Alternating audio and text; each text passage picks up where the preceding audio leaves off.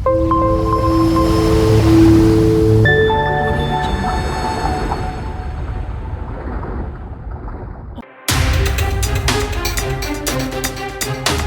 आज हम आपको आने वाले चंद सालों में आने वाली एक नई दुनिया में लेकर जाने वाले हैं जिसे मेटा या मेटावर्स कहते हैं।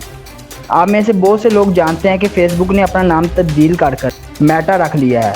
मेटा बेसिकली है क्या, हम आज आपको यही बताने जा रहे हैं। वीडियो लास्ट तक ज़रूर देखिएगा क्योंकि ये बहुत इंटरेस्टिंग होने जा रही है।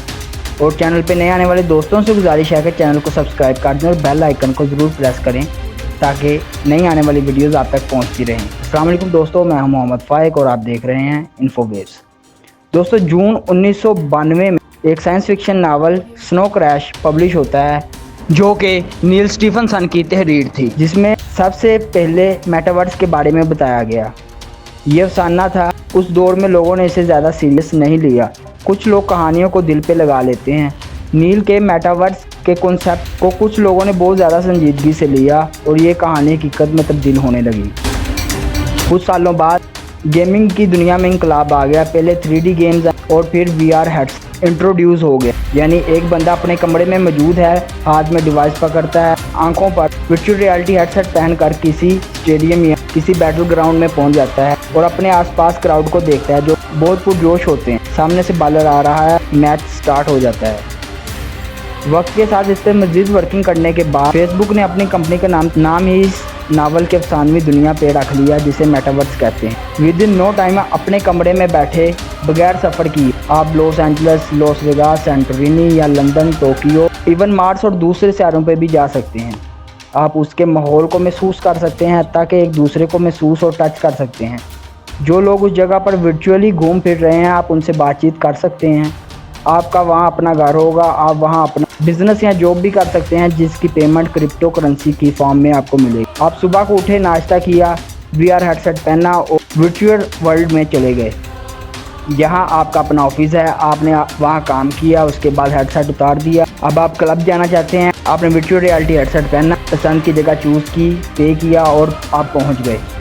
आपके जिस्म पर मौजूद सेंसर लगे हैं, आप किसी को महसूस कर सकते हैं और वो आपको भी महसूस कर सकता है। फेसबुक इस वक्त इस प्रोजेक्ट पे दिन रात काम कर रहा है कि आने वाले चंद सालों में आप इसको हकीकत बनते देख लेंगे। आप ऐसी दुनिया जो आपके ख्यालों की दुनिया जैसी होगी, आप वहाँ कुछ भी कर सकते हैं, किसी को कोई नुकसान नहीं पहुँचा सकता। हो सकता है कि वर्चुअल रियलिटी हेडसेट पहनना भी ना पड़ सके।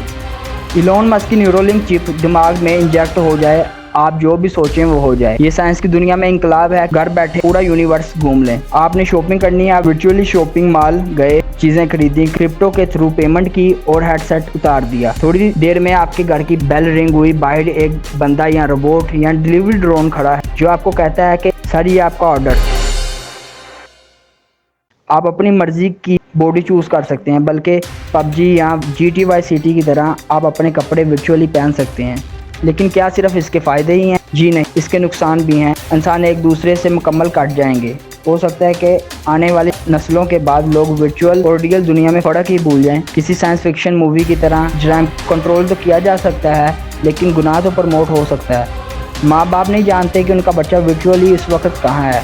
लोग मज़हब से दूर होंगे। वैसे वर्चुअली दुनिया में मसाजिद भी होंगी।